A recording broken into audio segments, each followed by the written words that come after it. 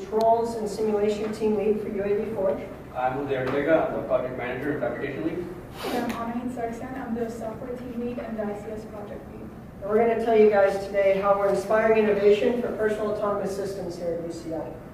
Now before we start, I'm going to give a quick overview of what we'll be covering. We'll be covering the background of the project. It started as a DARPA competition and we moved on from there.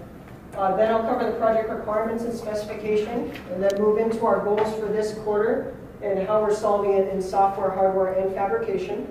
And then we'll go into our future plans and the opportunities a project like this holds.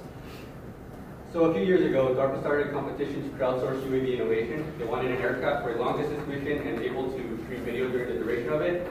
So out of hundreds of submissions, no one was able to meet every single spec. And so last year, a few students here at UCI decided to make this competition a senior design project. And since then, it has grown to something much more. It started off with 20 mechanical and aerospace students, but since then, we not only bridge across all of engineering, but we also have quite a few students in the School of ICS. Since last quarter, our project has grown a lot, and currently we have over 60 students, which involves over 7,000 communication links. And to break down this system, we have created a structural organization, which you can see in the chart. At the top level, we have the chief engineer and the project manager who are in charge of technical and administrative decisions. In the middle, we have the team leads who are in charge of breaking down the project into separate tasks and organizing them for the team members. At the bottom, we have 6 teams which are categorized in accordance to the type of challenges that are going to be solving. To help us with this communication, we have 2 tools.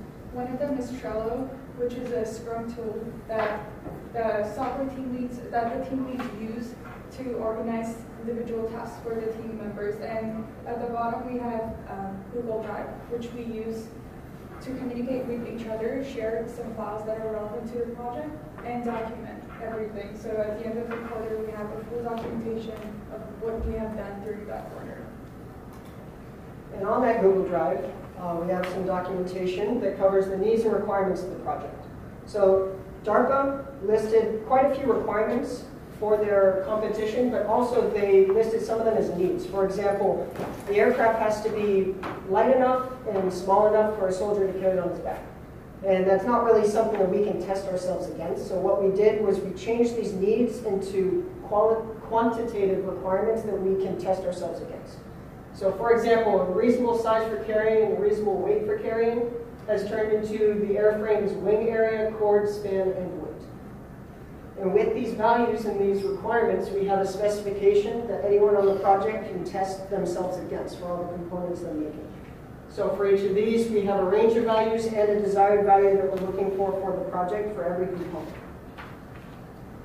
So our goal for the end of the winter quarter is to have a working prototype of a ground station, which enables us to plan and execute missions. It sends them to the UAV. From that point on, UAV can autonomously navigate itself throughout the mission, and then it can also send data back to the ground station.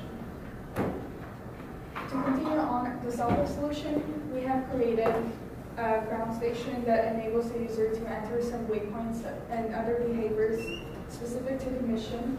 It enables us to store those, play back any missions that we have executed prior, and also we can stream real-life data directly from the UAV to the ground station. Continuing on board of the UAV, we have another software solution which includes an obstacle avoidance algorithm. It enables the UAV to move itself from one goal to another, navigate itself through the environment, avoiding obstacles autonomously. On the left there, you can see a picture of the first prototype of that algorithm, and on the right, we have the visualization of the current iteration of that algorithm.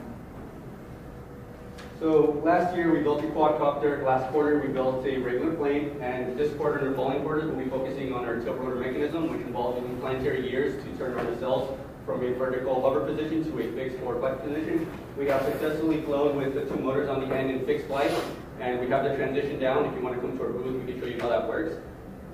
And our next step is to work on hovering. Theoretically, we should be able to hover because our plane is balanced. In the future, we might look into buying a different type of motors, maybe controlling pitch on the rotor, on the from the props directly, but in the meantime, we're going to work with a fixed nacelle. And our current platforms are being used by our software side to test cameras and LiDARs and other electronics we'll need. And lastly, we have the hardware solution on board the UAV. What we have is a flight control unit, which runs the control system at a high frequency, working between the AI system as well as the outputs of the motors. We have the embedded boards, which runs all the processing for our sensors and AI. We have the LiDAR sensor, which gives us a 2D 360-degree view around the vehicle between 6 to 10 meters with the current LiDAR, but we're looking into a 20 to 30-meter LiDAR so that we can fly at our fixed wing pace.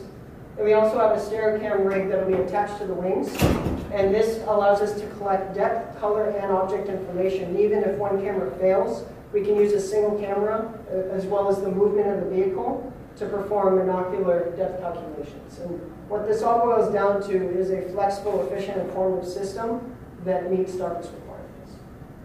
So what we have here is our current iteration. What we did is we took the plane that we built last quarter and we modified it with the tilting nacelles at the end of the wings. And what this has allowed us to do is test moving the platform and stuff like that. And we've used planetary gears currently at the end. And what we're looking to do this next quarter is take this modified platform and build a separate platform that's dedicated to being a tiltlet. So we'll have a fuselage that holds all the electronics, a control system that actually controls the tilting of the rotors, and they can fly autonomously. Since we are a fairly new project, we only started last year, the bulk of our cost does come from buying sensors, electronics, and tools so we can have a foundation to work upon. And of that cost, the majority of it is from the sensor section because we do need a dedicated LiDAR. We do have a $400 LiDAR right now that can measure from 6 meters to 10 meters away, but we just use that to prototype with. For our A goals, we would like a 20-meter LiDAR, and the cost of that is around $6,000. So we will be saving up for that. But apart from that, the other $2.5 grand is from buying our own set of tools and somewhere we can work, come in, and without delay, build what we want to build. Lastly, our project is different from any other senior engineering projects because it's a true multidisciplinary project. It not only spans over engineering school, but also ICS. And what we want to do is we want to create an environment for students, no matter what field of study and expertise they are in. We want to create an environment of learning and growth and development. So like Anna said, we work on what we want to build and learn. There is no single solution to building our platforms. You know, why choose a tilt rotor? There's so many solutions, but this is what we want to learn. This is what we want to build. And because of that, most of our project is component-based, as opposed to dedicating people from a certain major. Right now, we have a team that comprises of mechanical, aerospace, and CSE working on our control system on a quadcopter, which they built our own code from scratch, and the quadcopter flies. But last year we started off, these two guys made the project to 20 mechanical and aerospace, and now we are currently up to 60 people with majors ranging from MAE to EAST to ICS. And also what we're really looking forward to doing is allowing students to succeed here at UCI with the projects they do. And we want them to also bring that success to industry. And we've been very fortunate enough to get funding from Northrop Grumman, which has brought us a long way, and we wouldn't be here today without that. As well as we've gotten parts and advice from 3D Robotics. And I'm going to tell you guys a quick little story just to bring this all together. The mentor we had at 3D Robotics, who gave us the autopilot that we're programming and gave us a lot of advice. We were discussing about the different platforms we were looking at building and going back and forth on what are the benefits, pros and cons, and stuff like that. He ended up quitting his job at 3D Robotics and starting his own company, Innova Drone, based on a lot of the concepts we were discussing. And the research that we did last year actually led to some of the design decisions he made for his platform, his first platform. So that's a really unique opportunity this project has with collaboration between industry and the students here. We can work together, we can talk with each other, we can share ideas, share advice, and it's just a really cool thing that we can do with this project. And with that, we'll open up the floor to questions.